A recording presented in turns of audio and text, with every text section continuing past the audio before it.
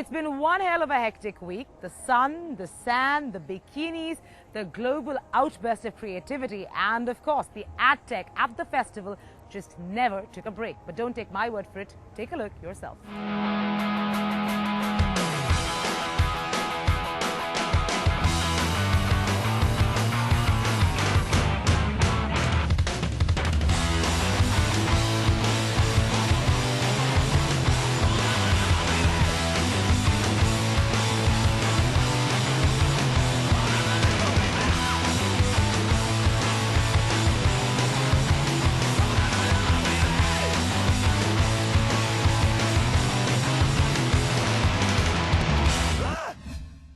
Now, who would have thought that a magazine started in Montreal in 1994 would go on to becoming one of the world's hottest media companies? Well, definitely not Shane Smith, the co-founder of Vice.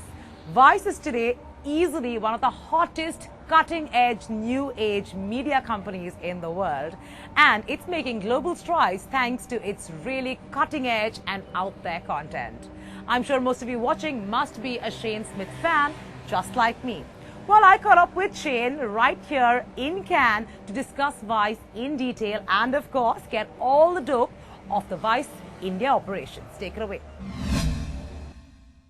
First things first, we're very excited that A, you're coming to India, and B, you're coming via the Times Group. So it's a really great, opportunity for all of us here to be working closer with, a new age media company that we all think will define the future. What's your sense of the Indian market? What do you hope to create? And why do you think your cutting edge, really, out there kind of reportage is okay in a market like India? Well, I think the thing that's most exciting about India for us is its tremendously large young population. Mm-hmm. I believe it's the youngest population on Earth per size. Sure. And so when you have a massive millennial population like that, there's a tremendous thirst for content. We're the largest producer of millennial content, and it doesn't have to be just news. It's music, it's food, it's lifestyle, it's travel, it's everything. So that's really exciting to bring all of the content that we're doing to India, but also to be creating content in India around all of those verticals, around the food of India, the travel within India, music in India, politics in India, and then bringing that to the rest of the world. So that sort of crossroads of sharing content. I think also the Indian population is much more cosmopolitan, the younger generation, and so they're looking at everything from around the world, as well as wanting to have more outside content coming in. So all of that is very exciting. I think we're in the right place at the right time. We have a very big following already in India, and actually the partnership with Times of India just allows us to grow that. You in the past have made a statement saying that objective news is impossible. Having said that, how are you ensuring on a day-to-day sustainable kind of business model and putting news at the forefront, apart from of course all your other content, that Vice remains bold, cutting edge, and zany? To try to have an unattainable goal of this objectivity seemed to us to be a voice of God, type of news that we don't want to do.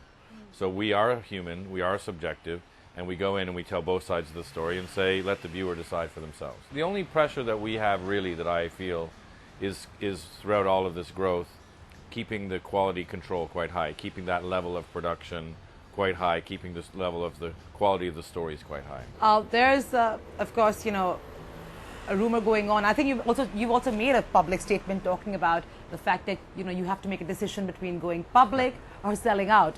Where are you when you're weighing both those options, and which way are you tilting towards? The only reason I said it is because very soon selling will stop being an option for us.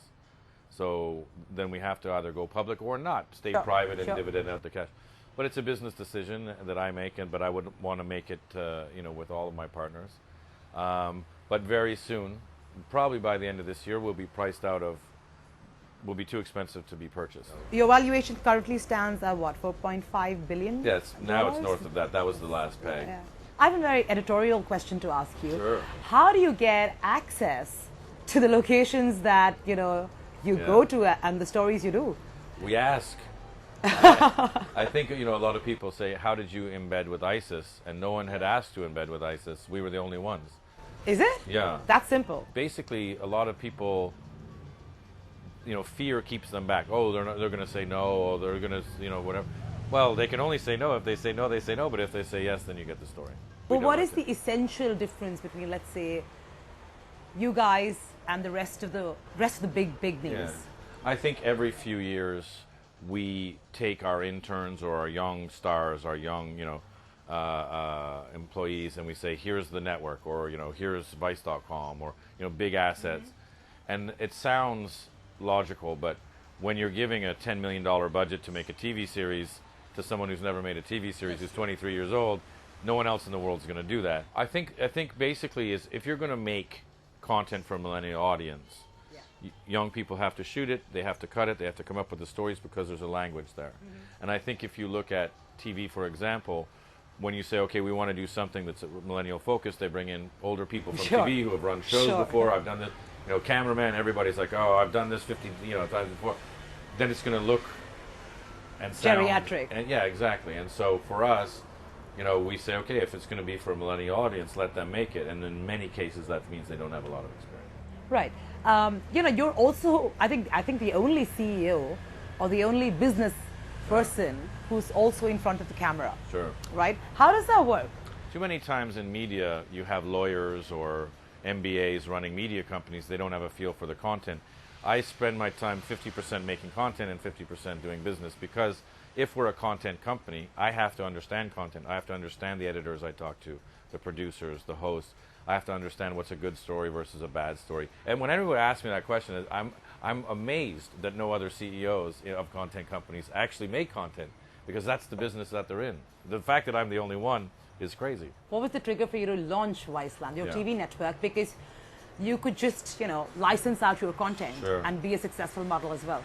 Everyone knows where we have to get to in media. We have to get to TV, online, mobile, OTT, all being programmed at the same time with innovative monetization, meaning the 30-second spot through ad blocking and DVR and all this stuff is going away. We have to figure out new models. Okay, so everybody knows we have to get there, but no one's actually moving towards that.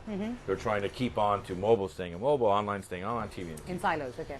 So we said we want to be platform agnostic, all three screens everywhere.